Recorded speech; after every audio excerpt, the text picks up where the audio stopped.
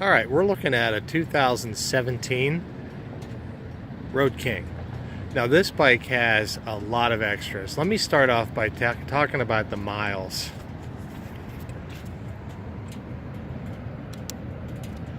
Just 7,900 miles on this motorcycle, and you may have noticed that the speedo has been upgraded to the speedometer with the tach and the electronic fuel gauge included.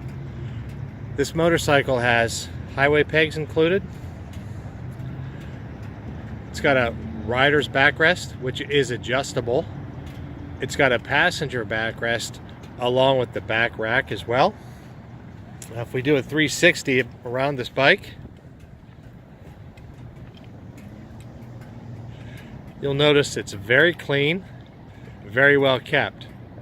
Now, one great feature about this motorcycle is it has heated grips.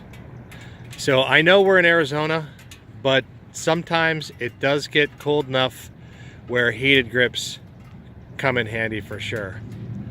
If you'd like to see all the specs on this 2017 Road King, check us out, desertwindhd.com.